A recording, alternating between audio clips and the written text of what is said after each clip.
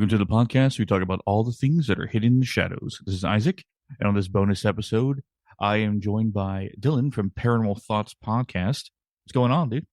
Hey, Isaac. Thank you so much for having me on. It's great to. I always love to get to speak to other people in the paranormal kind of realm, and especially like-minded podcasters too. It's always a good time. Yeah, it's before I got into the podcast game, and when I was listening to podcasts to begin with, I was very picky about paranormal podcasts in particularly because I always felt like people were putting on a show. It's like they had a character, they had a voice tone, they like telling a story like this and having your next thing, and they had a lot of like special effects and things going on in the background, and it kind of distracted from the story itself. It's kind of the reason why I started doing podcasts in the first place.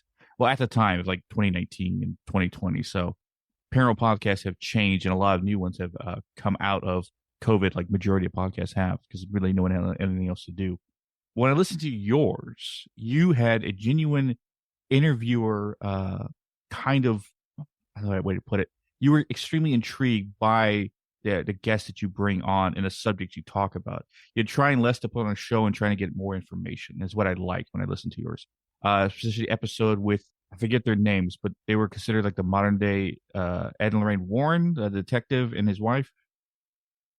Yeah, I just did a second episode with Chris and Harmony DeFlorio, their names. They're based at New York. So yeah, like that's sort of the whole, like doing Paranormal Thoughts is almost like a selfish, I do it kind of selfishly because it's I get to talk to people who I've always wanted to be able to speak to, or, do research into topics that really interest me, so it's always kind of been what I would like to hear if I was, going to pull up an episode, but also being, sort of diverse enough that, I probably do lean on particular topics a fair bit, but also then like to go out of my sort of comfort zone and look into things that people suggest. And, it's a really big learning kind of thing. Like I get to learn a lot and share information, and hopefully people can do that same sort of thing. It's really just a big collective, really.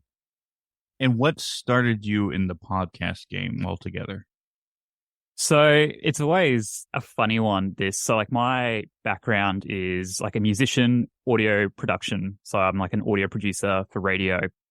That's like my full-time gig. And back in 2016, it was, I wasn't even sure I wanted to do a podcast per se. I just had a bunch of thoughts on the paranormal, and I thought, I'm just going to record almost like an audio journal kind of thing. I don't really know what I was thinking at the time, but I literally recorded myself speaking maybe 20, 30 minutes or so about some of the things that were going through my mind at that time. Like that year was a big, like I'd finished university, trying to find like full-time work, trying to figure out, I guess, who I sort of was. I was only like 20 or so. It was a sort of a really strange time in my life. And then all the paranormal kind of stuff was coming to ahead a little bit for me. So literally just recorded this 20-minute, 30-minute recording of just me speaking. And then I didn't really think much about it. I mean, I just kind of put it online and titled it Paranormal Thoughts Podcast, because that's literally what it was. It was my paranormal thoughts. And then I was like, well, I guess I'm doing a podcast now. And then it's kind of just, it's gone to places I would have never have expected since then. It's been a really interesting journey and very fulfilling. So even if it was to stop tomorrow, I mean, I've gotten so much from it that I could have never have imagined all those years ago. So why particularly the paranormal? It's been an interest for me for as long as I can remember. I don't really know where it came from. I think it was just something that I always enjoyed, frightening sort of stories. And I remember getting into the sort of UFO alien abduction phenomena like really young, like too young really. And I've just never really been able to shake it. And I feel like I was always kind of maybe the weird kid at like school where, people are like, oh, you don't actually believe in that stuff, do you? I'm like, oh, well yeah, dude. but never really went into too much detail about it unless someone showed interest. And it's just one of those things. It's like I have a few things like that in life which I've never really been able to shake.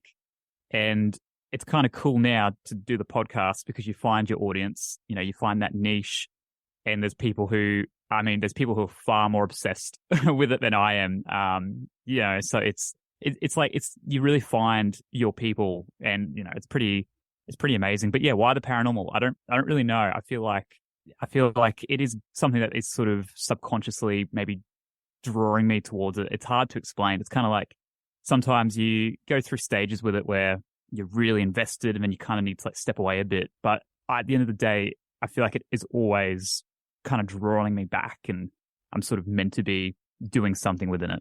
It is a bit of like I don't know. It's hard to explain, but you probably feel the same where even if you wanted to get out, it still kind of brings you back in. But I feel like it's for a reason.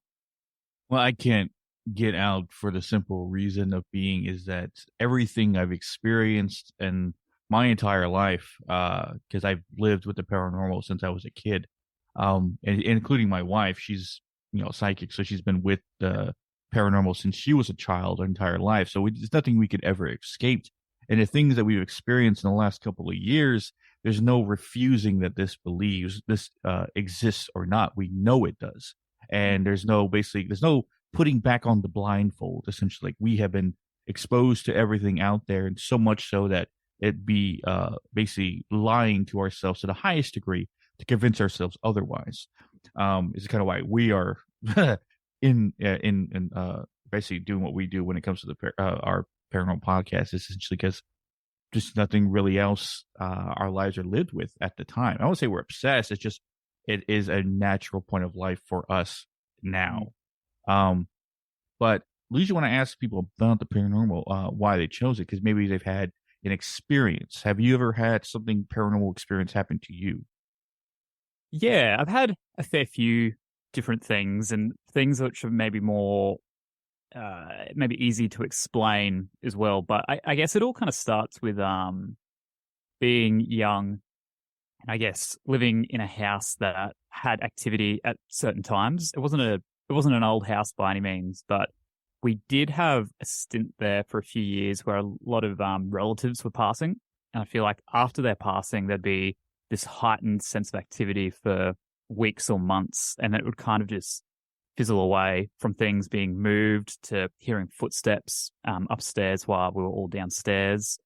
And that was sort of the original kind of progression, very normal kind of, not normal, but very typical kind of hauntings in a house, I guess you could say. And then I guess as I got older, I started to actually look for these experiences. So, going on investigations and just trying to seek out more, because, once you kind of get a glimpse, you really want to be able to or find some sort of evidence just to kind of convince yourself. And then once you do, as you just kind of said, it's like the blindfold, you can't really put it back on. I always find that hard to understand, that people can just choose to ignore a lot of this activity, especially if they've experienced it, because I don't know, I feel like it's pretty life-changing in a sense, and it really puts in perspective, like what's our sort of purpose. And it just goes to show there's far more that it goes on that just can't be easily explained. And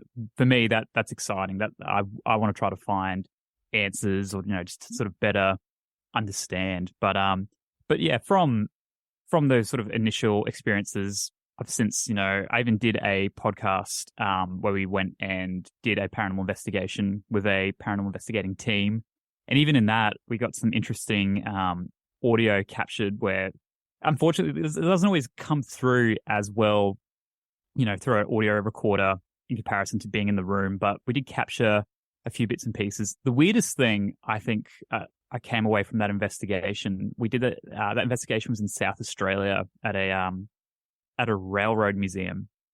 And the weirdest thing that happened, I've had this particular audio recorder for many years. It was used for a bunch of like short films and other sort of podcast bits and pieces, pretty reliable as you would want it to be. And when I went to edit that episode, the recorder had this weird glitch where the audio was kind of out. It was losing sync with itself and kind of skipping around. And I've never had that happen before or after. And even when I went to like look it up, I couldn't find any explanation. But it wasn't something I'd noticed until after the fact. But it was just one of those really weird pieces where obviously I feel like something was maybe manipulating that equipment for whatever reason. But that was something where that was great proof to me, because I'm like, this is actually corrupted, the SD card somehow. But yeah, strange things like that. Heard had a lot of audio type experiences, I suppose, with the paranormal. But I still haven't really seen any figures or anything like that, apparitions, unfortunately. But also, I haven't really put myself into a lot of those situations of late. I've sort of been more kind of sitting back, being the sort of researcher kind of thing. But yeah, then even I had a really strange experience not long after starting the podcast, where I was getting a lot of synchronicities, and I kind of took those on board as focusing my time into the podcast. I felt like it was a bit of a message, you could say, that was really trying to tell me I was supposed to be working on this podcast. And those synchronicities came from owls and my interest and curiosity to whether I've had any alien abduction type experiences. That's interesting. Yeah, it was pretty weird, and like I can go into that if you like, but it was yes. Yeah, well, literally I'd started the podcast, and as I said, that 2016 was just a really interesting year, and I had recently come across Mike Cleland, and he is a researcher. He's an abductee who has looked into synchronicity within alien abduction, and also how owls play into that. And I don't know what it was, but as soon as I came across his work, it really like lit a bit of a fire under me, and I was just like, this is so fascinating. And I couldn't really tell why it really spoke to me, but did a bunch of looking into him, kind of started my podcast. And then one evening I was driving home. I think it was like very early in the morning, and I was driving home. I had put a podcast on, and at this time, my car didn't have, like a aux cord or anything. I was literally burning podcasts onto blank CDs, but I wasn't, like titling the CD, because, I'd usually kind of do it just before I had to leave. So I was like, I got, like a 30-minute drive home. I've just like kind of reached onto the ground, picked up a CD, put it in. And it was a podcast I previously listened to with Rob and Trish McGregor interviewing Mike Cleland, this researcher. And I was like, I remember this episode. I haven't heard this for a while. Kind of just got lost on the floor of my car. But I'm like, this will be entertaining.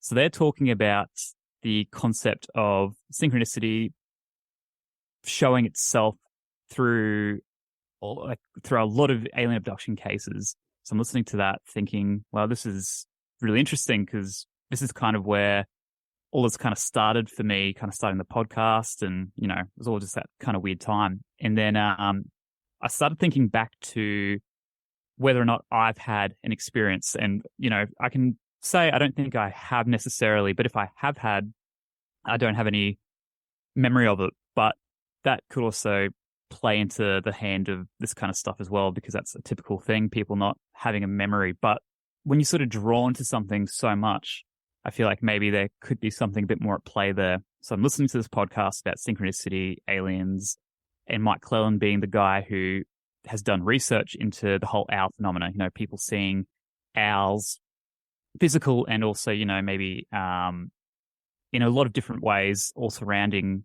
their alien abduction cases. Typically, a lot of people might see like a 4-foot owl before seeing a UFO, and they go, hang on, owls aren't 4 feet tall. So there's this theory that it's a screen memory, right? That these beings are disguising themselves as these owls, or, owls are kind of the gateway from maybe this universe into another with their large eyes. There's a lot of different theories, but owls kind of go through, date back hundreds of years throughout history. They're these really interesting symbolic birds. But yeah, listening to this podcast, thinking about my experiences, if I've ever had anything, and then literally I'm about a minute from my house and I see an owl land on a street sign, and I get out, I stop the car, I get out, and I go over to this owl, and I just start talking to it, like as if it was, a person or something. It was pretty odd.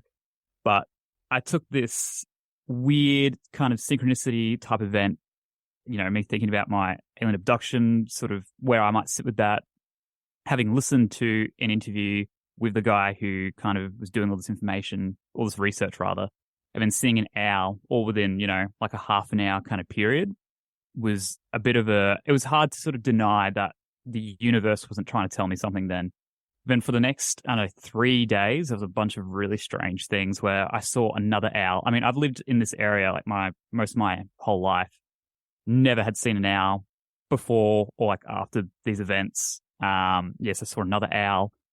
Also kept seeing owls just everywhere. Like, I'd go out to the grocery store and there was just a lot of owl paraphernalia kind of everywhere. I had a really vivid dream of alien abduction over that time as well. It was just this really heightened sense of, and I feel like that does happen if you do start to have these meaningful coincidences within synchronicity. You do sort of open yourself up more to it. But over that weekend, it was like I was on I was operating on another level of this stuff. And then, I don't know, I still haven't really been able to make sense of what that meant to me, but I kind of just put it back into, and also having spoken to some very interesting people and kind of what I'm getting from the universe and from speaking with people is that I should be putting my time into the paranormal, doing, paranormal thoughts and kind of giving back in some way because maybe I'm doing it a little differently to someone else, or hard to really say, but that was a really weird experience. And it was just one of those weird things where I can't really explain it. And maybe it was nothing, but I sort of chose to put it into something which hopefully was the right thing to do. No, that's interesting stuff. I think I've heard about the owl theory before. It was kind of almost like a subplot point to the movie The Fourth Kind. Yeah. So that's why I remember when you talked about owls, because I remember after watching that film, I was like, what is this? And I'm looking up stuff about it. But yeah, I'm always one that pays attention to everything. And if I see patterns repeating itself over again in any kind of situations I'm paying attention to those specific patterns. So synchronicities is something I never really cared much into, but it's always something that I've looked into, but it's something that I've always paid attention to when they're happening. But no, that's some interesting stuff. I can tell you that much. But it kind of leads into another question that you kind of halfway answered, but I guess more clarification. But this is, I guess, your own opinion. I always talk about paranormal podcasts that I've met and talked to, and I seem to kind of find two kinds of paranormal podcasts two kinds of people that would do a paranormal podcast, and those are spectators to the game of the paranormal, and there is actual players in the game. What I mean by that is there's people who observe the paranormal from a safe distance because they don't want to be involved in it whatsoever, and those who are involved in it, i.e. paranormal investigating, researching, searching into it, and basically involving themselves as much as they can into the actual research part. Like myself, I consider myself a player in the game because I'm also a paranormal investigator. But would you consider yourself a spectator or a player in the game? I guess I could probably sit on both sides of that fence, sort of depending on, there's been times where I've probably been more of a spectator, and been times where I have been, probably more so a player. And I guess it depends on, I think it depends on a lot of factors, but mostly like Paranormal Thoughts is like one of the many kind of creative projects I do, and sometimes it is all consuming, it's like I'm doing this, researching particular topics. Can literally, sometimes I pick a topic and it feels like I'm back at university doing an assignment. Like I've literally, gone to that much work digging through the best sort of sources I could find. Because, not to, like, you're totally right. There's definitely two different sort of types of people. And every time I pick a new topic, I go through and I'll listen to a bunch of podcasts who've done that exact thing, just to see, not to necessarily even get, to like steal ideas or anything like that. It's actually to see what points they have touched upon and what they've missed. And I always try to find things that people have overlooked or maybe just haven't gotten into. Or, there's a lot out there who have just read word for word an article because, I've already read that article and I can tell that's what they're reading, So I'm always trying to be different, which takes an extremely long amount of time, going through just everything you can possibly find, and I feel like it's getting harder and harder in a sense because, I don't know, there's a weird thing. I feel like with Google not actually giving you results for things and, having to get whole books or whatever you can kind of find. But there have definitely been times where, being able to go out in the field, I always try to get out whenever this sort of opportunity shows itself to, try to experience and kind of, it really grounds you back in this stuff because you kind of can get a bit dissociated as well. It's very easy for me to sort of come on here and speak and then kind of, stop recording and try to, put it out of my mind. But sometimes it's actually good to really just be living in it. So I don't know if that's the answer you're kind of looking for, but I could say I'm definitely on both of those sides, just depending on where I'm maybe at or, yeah, I mean, I would love to be more involved, of course, but yeah, it's just one of those things, I suppose, isn't it? Well, it's because you want to, and that's what makes you not a spectator. Is the fact that you want to. Nothing against other podcasts that might be listening. Is that I've talked to many podcasts who find the paranormal entertaining, but do not, on any circumstance, want to be involved for fear of what they might experience or see. They are satisfied enough with just hearing about stories and not experiencing whatsoever. So that's why I usually ask in those situations. No, totally. And it's an interesting, I've never really thought about it like that, but I remember some years ago, people would kind of ask me like, what's the go of like Ouija boards say? And I'm like, I don't really know. I've never used one. So I was like, I'll buy one and I'll use it and I'll do a podcast on it. And that was just one of those things where it was like, well, people have the question, there's a lot of answers out there, but if people are asking me, why don't we suss it out? I'm in that same sort of position where I want to buy like a haunted item and suss out what that's like, kind of not being like the guinea pig in a sense, but it's like if anyone is going to maybe suss out some of these things, I'd rather it kind of be me who has an understanding, a respect for the paranormal, and then being able to share that with people at a safe distance, you know what I mean? Because a lot of people who listen to my show, there's a lot of people who just enjoy, once again, find the paranormal entertaining, interesting, and then there are the sort of diehard people who are actually, into a bunch of different sort of things, researching and all sorts, who go out and do all that sort of legwork. But yeah, I guess if I can put myself as in amongst it as much as possible and then share that with people who just want to be, who just want to listen to a podcast, then hopefully, I'm the kind of guy to be able to do a bit of that. I'm sorry. That must be an Australian term because I've never heard that before. Suss out? What is that? Yeah. That actually, check out, I guess you could kind of say. Okay. Yeah, give it a stuff. Really funny, actually. Yeah. That must be an Australianism. Never really thought about that. Because the word sus amongst anyone here in America is usually suspicious. So when you use it in that terminology, I was like, I know he's trying to say figure out or like, plan out or something like that. But suss out, I never heard it used like that before. That's really funny. It just that sparked my interest. I was like, but I never heard that before. Yeah, we have some funny ways of saying things over here. I tell you what, it must be pretty bizarre sometimes. We're not innocent with that way of making odd terminology for a lot of things that just see simplified with a one word over here in America. Moving on. Who better ask that question? Who is you consider your most interesting guest?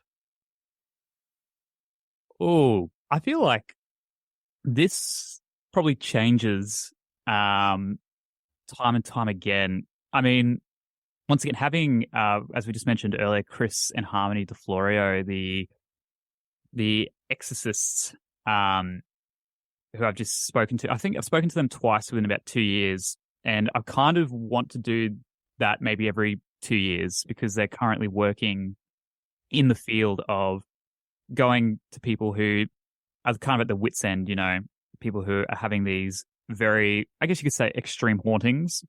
And, they're literally giving up their time to go and suss out what's actually going on and to actually help, these families really. So it's very moving, I guess, that there's people out there who, they didn't choose to get into demonology. It's kind of one of those weird things where sort of you feel like you're supposed to be doing it, and they're literally giving their all their time and energy, because it's a massive thing to go and get rid of these entities out of homes or actually off people. Obviously, these things are attached to someone.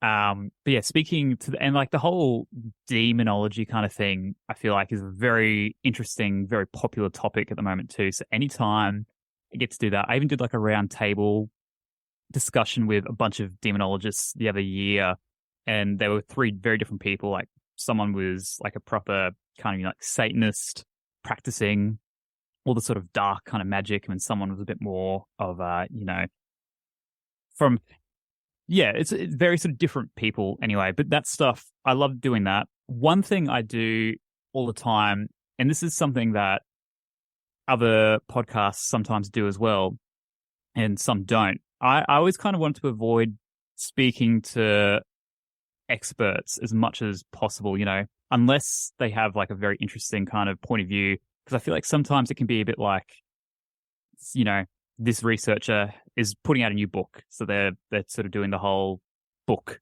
kind of tour, which is fair enough. They're pushing their product. That's totally fine. But for me, I was always I liked hearing from the everyday experiencer, myself being one of those people. So very early on in the piece, I started to interview everyday people who claim to have had an alien abduction experience. And that is probably, I love getting to do that because I think it's very important for these people to get to come on in a safe environment and share their stories. Some people I've spoken to have never even spoken to anyone about this stuff. And some people have positive experiences within it, and some people have had very negative experiences as well. And I think it's important to hear both of those sides, because someone at home listening who may be feeling they're in one of those camps can hopefully get a better understanding of what might be happening to them. And, there's things now like the support groups, but once again, that's not as accessible. You go on Reddit and get in a subreddit and so on. But I feel like speaking to someone for an hour who I believe is genuinely telling the truth, what I always say is it's real to them.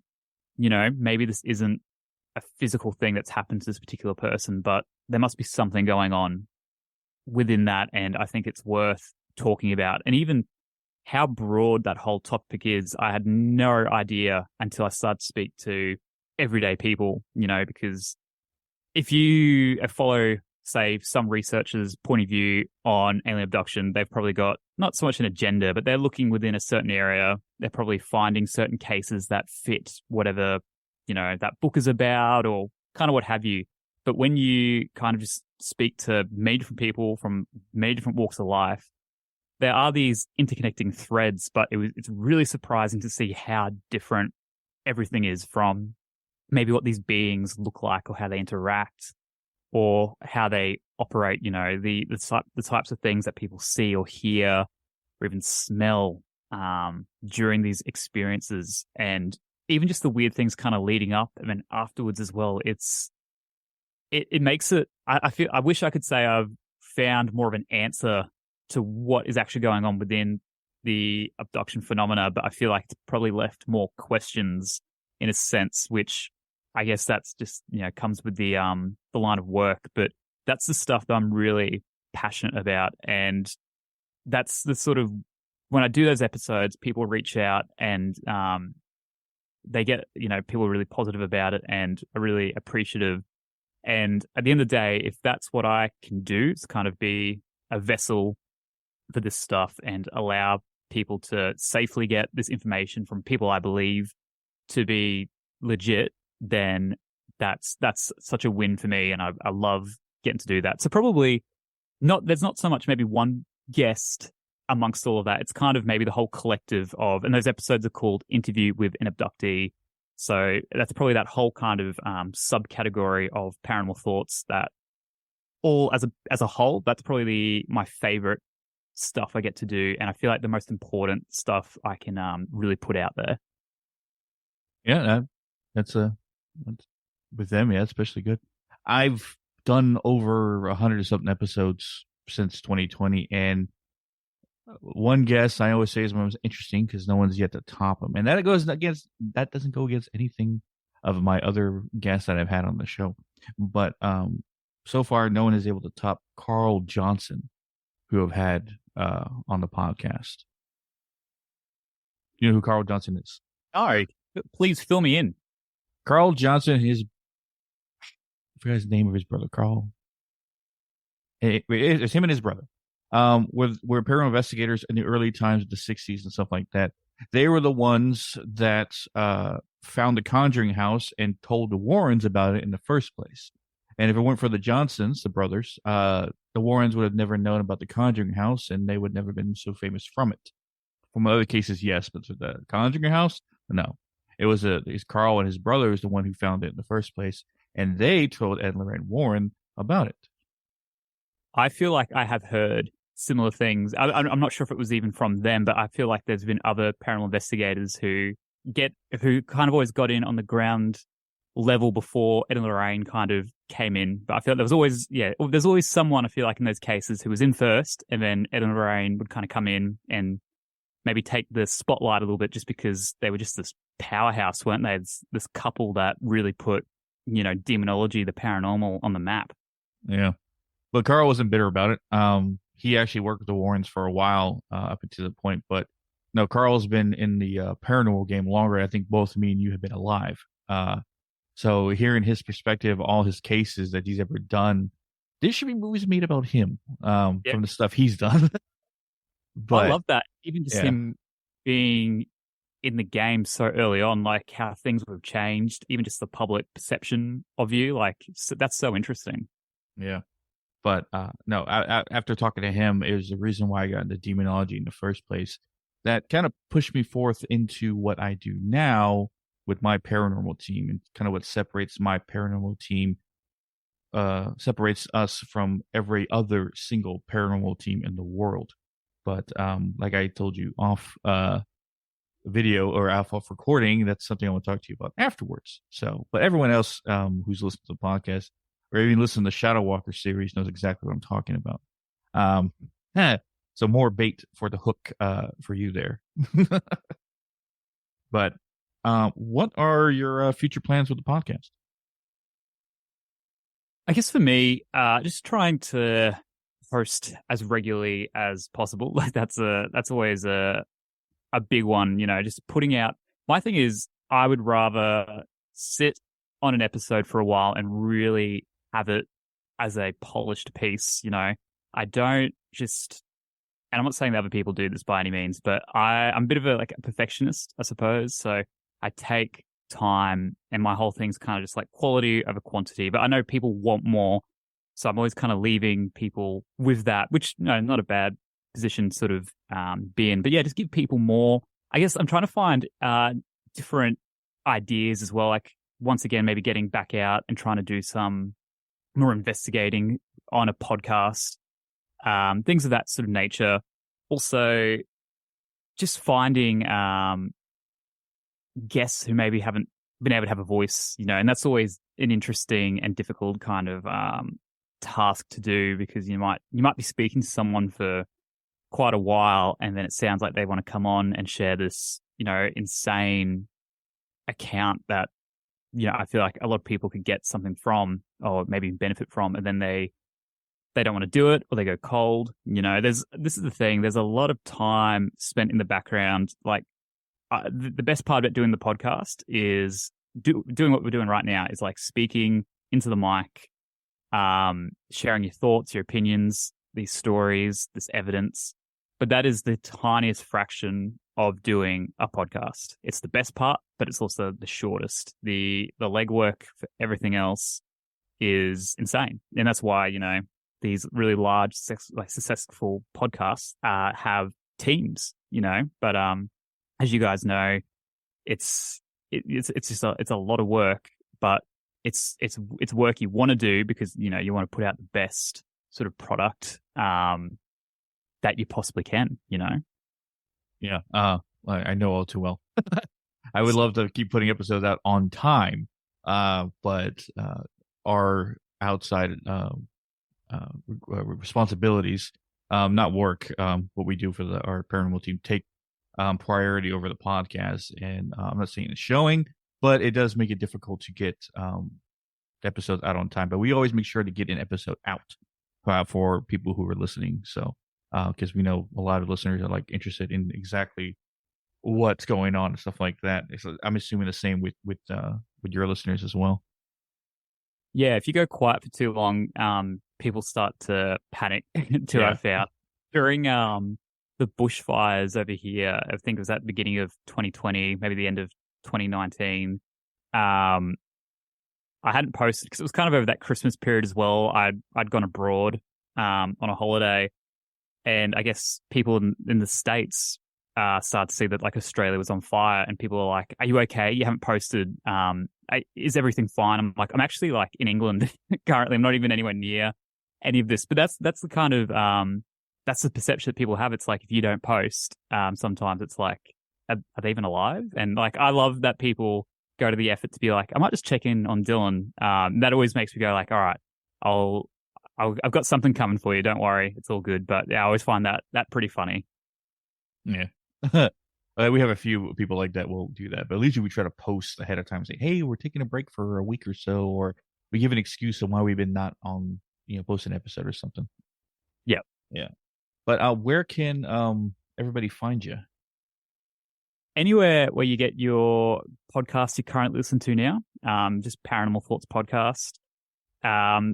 We've got quite an extensive back catalogue now, just because I think this is the 6th year of doing the show. So it's pretty interesting. I say to people, because I started when I was 20, and I'll be 27 this year. So my entire 20s exist through Paranormal Thoughts, which is really bizarre, but it's kind of cool to have that. And then, however long it kind of continues on, it's just going to be this snapshot of my life within the paranormal. It's so weird. Well, once again, the whole selfish kind of thing of doing it because I get a lot out of it, and people hopefully have also gotten something just from it existing. But yeah, it's been such an amazing ride, and I know you guys would feel the same having done yours. I feel like there's nothing quite like the topics that we get to speak about, and just I think how important this stuff is too to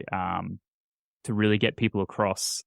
Just because I don't know, there's a lot of unexplained out there, and I don't know, a lot of people experience things every day, and I think it's good for them to be able to come listen to people like yourselves and a bunch of other. I've seen a bunch of other guests you've had on who I also know as well, and I think there's a lot of people doing some great work and important work. Yeah.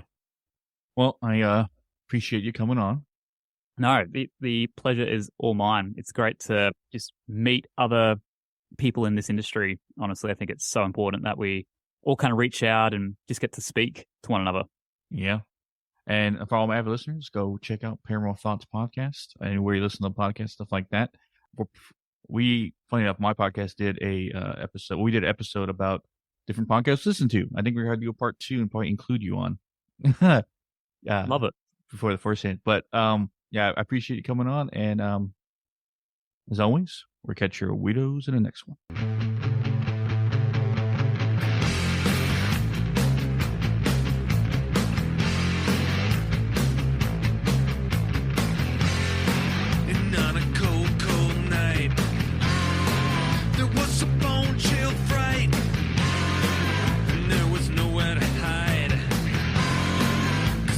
Monster